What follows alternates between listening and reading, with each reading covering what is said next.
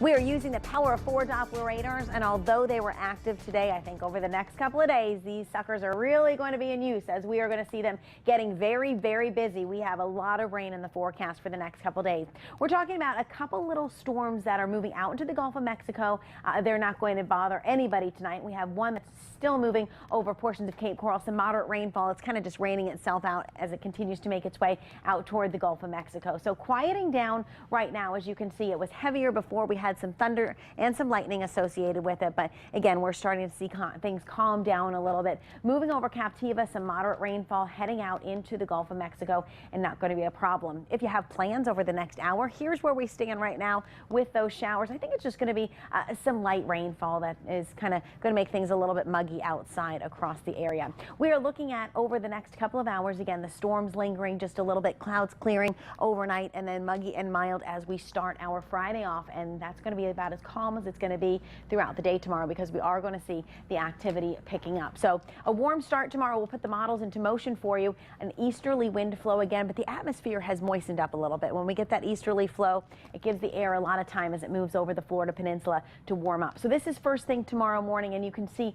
the milkier the map is, it means the more relative humidity in the levels of the atmosphere. So as we put this into motion, as we get into the afternoon hours and we start to heat up, you can see the precipitation kind of showing, and then really flourishing along the coastal communities, and then starting to fizzle out as we get into the later evening hours. Now Saturday, computer models as I continue to run them show that the atmosphere is still very moist, so Saturday looks like it's going to be another wet day as well. So we're getting into the 3-4 o'clock hour, and you can see a lot of rainfall, particularly along the coastal corridor. And unfortunately, the latest model runs are now indicating that Sunday going to be very wet as well. We were hoping that we'd have one day significantly drier, but the latest model run is really showing a lot of rain in the forecast for Sunday. So of course, over the next several hours and over the next several days, we'll continue to keep you posted on the weekend forecast.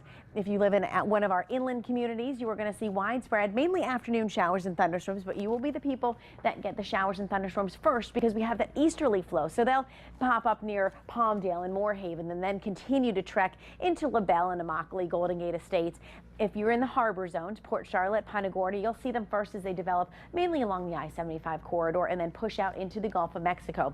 A little bit of an onshore flow tomorrow, particularly closer to the coast. So Fort Myers, Estero, Bonita, the closer you live to 75, sooner you'll see those showers as they continue to move into areas like Cape Coral and Pine Island, Vanderbilt Beach, and so on. Coastal zones, you're looking at our beaches, you're looking at afternoon showers and thunderstorms, temperatures topping out in the lower 90s tomorrow, and we will get that onshore flow developing late, and that's going to be the catalyst for some additional showers and thunderstorms, more so than we saw this afternoon.